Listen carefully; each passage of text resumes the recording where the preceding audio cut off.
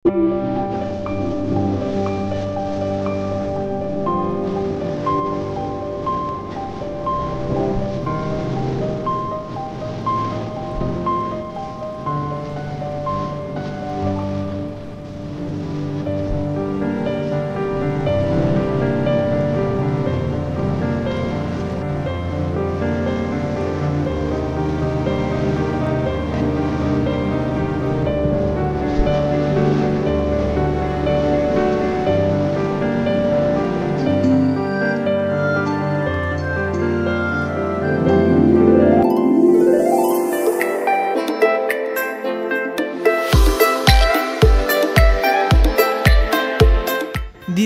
অপেক্ষার পর আমি অর্ণব আবারও হাজির হয়েছি তোমাদের সঙ্গে এক নতুন ভ্রমণে তোমাদের সঙ্গী হতে।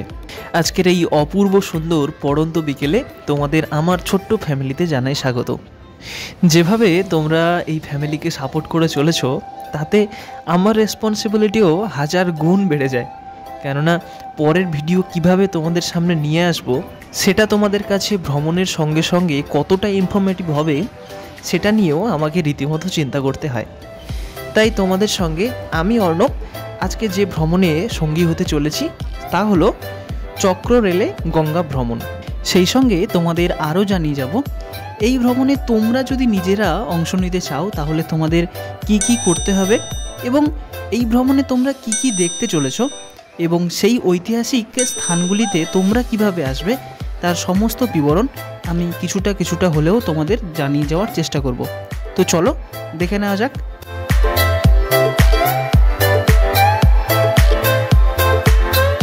প্রায় সম্পূর্ণ কলকাতাকে ঘিরে গঙ্গা মায়ের কোল বরাবর অবস্থিত কলকাতার চক্র রেল বা সার্কুলার রেল অলমোস্ট 36.20 কিলোমিটার পর্যন্ত বিস্তৃত।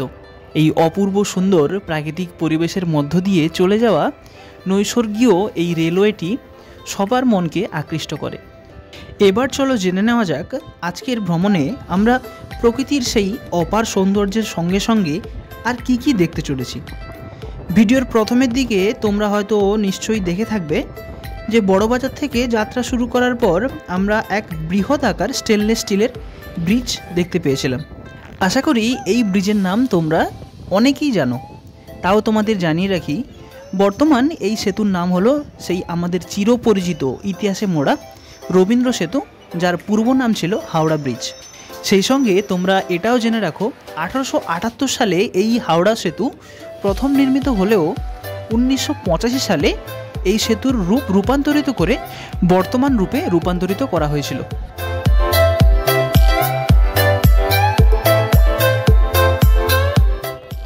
আজকের এই ভ্রমণে আমি অর্ণব তোমাদের সেই সঙ্গে আরও দেখাতে চলেছি হুগলি সেতু বা যার বর্তমান নাম বিদ্যাসাগর সেতু, সেই সঙ্গে প্রিন্সেপ ঘাট স্টেশন এবং খিদিরপুর ডকের বেশ কিছু অংশ, সঙ্গে জাহাজও তোমরা দেখতে চলেছ এবং সেই সঙ্গে তোমাদের সামনে তো অবশ্যই আছে গঙ্গার সেই অপূর্ব সৌন্দর্যের সঙ্গে সঙ্গে প্রকৃতির সেই অপার রূপের মহিমা। এবার চলো তোমাদের আর দেরি না করিয়ে তোমাদের জানিয়ে রাখি এই ভ্রমণে তোমরা যদি অংশ নিতে চাও তাহলে প্রধানত কোন কোন স্টেশনগুলিকে তোমরা তোমাদের যাত্রা শুরুর প্রধান ডেস্টিনেশন হিসেবে ধরবে। তো সেক্ষেত্রে তোমাদের জানিয়ে রাখা ভালো শিয়ালদার নর্থ ডিভিশন স্টেশনগুলির অন্তর্গত দমদম জংশন থেকে তোমরা বেশ কয়েকটি ট্রেন পেয়ে যাবে যেগুলি প্রিন্সেপ ঘাট স্টেশন এবং মাঝেরহাট স্টেশনের দিকে যায়। এক্ষেত্রে তোমরা হয়তো ভাবছো যে মাঝেরহাট স্টেশন বা প্রিন্সেপ ঘাট স্টেশন এগুলি আবার কোন দিকে। এক্ষেত্রে তোমাদের জানিয়ে রাখি গঙ্গার পার বরাবর শুরু হওয়া চক্ররেলের আসল আনন্দ যদি দমদম স্টেশন থেকে শুরু হয় তাহলে তার শেষ এসে হবে মাঝেরহাট স্টেশনে। তো সেক্ষেত্রে তোমরা ধরেই নিতে পারো যে মাঝেরহাট স্টেশন থেকে আমরা যদি যাত্রা শুরু করি তাহলে চক্ররেল ঘুরে গিয়ে দাঁড়াবে দমদম স্টেশনে, কিংবা দমদম স্টেশন থেকে আমরা যদি যাত্রা শুরু করি তবে চক্ররেল বা সার্কুলার ট্রেন ঘুরে এসে দাঁড়াবে মাঝেরহাট স্টেশনে। সেই সঙ্গে তোমাদের আরও একটি ইম্পর্টেন্ট কথা জানিয়ে রাখি, চক্ররেল বা সার্কুলার রেল হিসেবে তোমরা যদি ভেবে বসে থাকো যে দমদম থেকে মাঝেরহাটের মধ্যে এই ট্রেনগুলি ঘোরাঘুরি করবে তাহলে সেটা তোমরা সম্পূর্ণ ভুল। এক্ষেত্রে তোমাদের কাছে আমার একটাই রিকোয়েস্ট থাকবে যে দুই জংশন স্টেশন অর্থাৎ দমদম স্টেশন এবং মাঝেরহাট স্টেশনে যখনই সার্কুলার ট্রেনগুলি ঘুরে এসে দাঁড়াবে তখনই তোমরা সজাগ থাকবে যে ট্রেনগুলি এর পরের ডেস্টিনেশন কোনটাকে চুজ করেছে। সেক্ষেত্রে কখনো কখনো হতে পারে মাঝেরহাট থেকে ট্রেনগুলি বালিগঞ্জের দিকে চলে আসে, আবার অন্যদিকে দমদম স্টেশন থেকে কখনো কখনো ট্রেনগুলি নর্থ সেকশনের অন্যান্য স্টেশনগুলির দিকে চলে যায়। আবার কখনো কখনো এটাও দেখা গেছে যে মাঝেরহাট স্টেশন থেকে ট্রেনগুলি পুনরায় ঘুরে গিয়ে দমদম হয়ে নৈহাটের দিকে চলে যায়। তো সেক্ষেত্রে তোমরা সম্পূর্ণ সজাগ থেকো এবং সেই সঙ্গে সার্কুলার ট্রেনগুলি থামার পর তার পরের ডেস্টিনেশন কী হতে চলেছে সেটা অবশ্যই তোমরা জেনে নিও এবং তারপর সেই ট্রেনে যাত্রা তোমরা শুরু করো।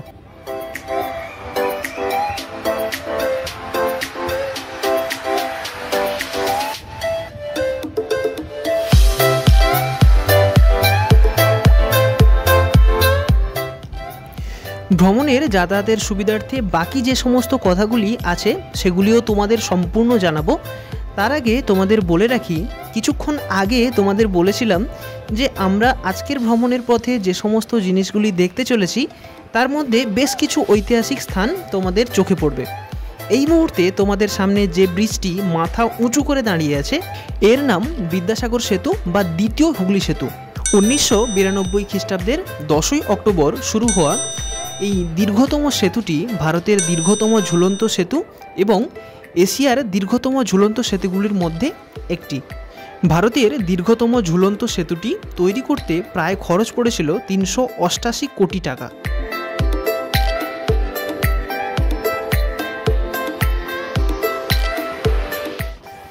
যাতায়াতের সুবিধার্থে এবার চলো আমরা বাকি অংশটি কমপ্লিট করি।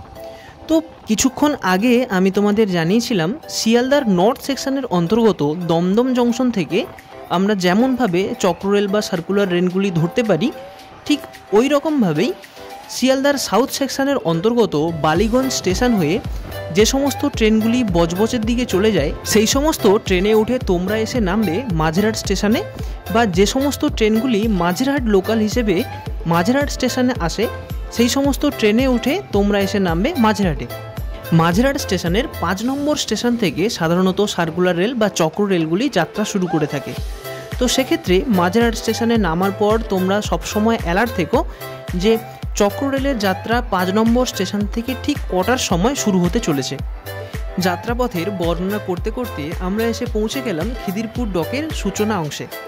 এই মুহূর্তে যে অংশটি আমরা দেখতে দেখতে পেরিয়ে এলাম, এখানে সাধারণত মালবাহী জাহাজগুলি এসে দাঁড়ায় এবং সেই মালবাহী জাহাজগুলির ভেতর থেকে ক্রেনের সাহায্যে মালগুলিকে খালি করা হয়ে থাকে।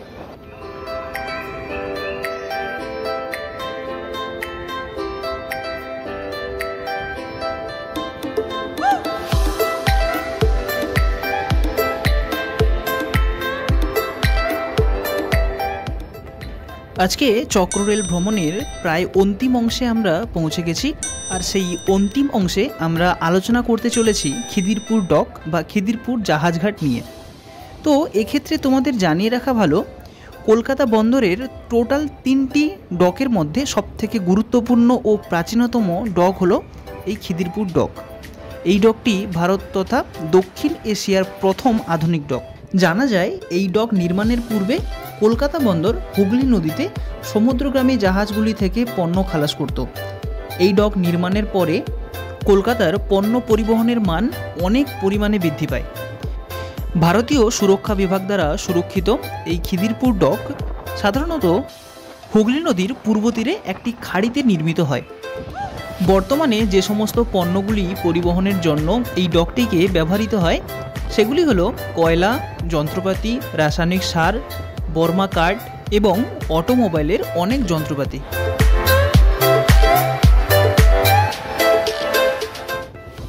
আশা করি আজকের ভ্রমণ তোমাদের কাছে ভ্রমণের সঙ্গে সঙ্গে ইনফরমেশান অনেক তোমাদের দিয়েছে, কেননা যাতায়াত সম্বন্ধে আমি তোমাদের পুরো ক্লিয়ারলি বোঝানোর চেষ্টা করেছি। তারপরেও তোমরা যদি ক্লিয়ারলি বুঝতে না পারো তাহলে তোমাদের কোনো প্রকার প্রশ্ন থাকলে আমাকে অবশ্যই মেসেজ করো নিজের দাদা কিংবা ভাই হিসেবে। আমি সর্বদা চেষ্টা করব তোমাদের প্রশ্নের সঠিক উত্তর তোমাদের কাজ অবধি পৌঁছে দেওয়া। তো চলো আজকের এই পর্যন্তই থাক। আমি অর্ণব তোমাদের সঙ্গে আবারও কোনো দিন কোনো এক স্থানে কোনো এক সময় তোমাদের সঙ্গে আবারও হাজির হব এক নতুন ভ্রমণে তোমাদের সঙ্গী হতে। সেই সঙ্গে তোমাদের আরও জানিয়ে রাখি, এই সমস্ত ভিডিও তুমি তোমার বন্ধুবান্ধবের কাছে আরও বেশি বেশি করে শেয়ার করো, যেন তারাও এই সমস্ত সুন্দর সুন্দর ভ্রমণের সঙ্গে সঙ্গে সমস্ত ইনফরমেশান খুব ভালোভাবে বুঝতে পারে। তো চলো, আজকের মতো এই পর্যন্তই। Thank you, bye by.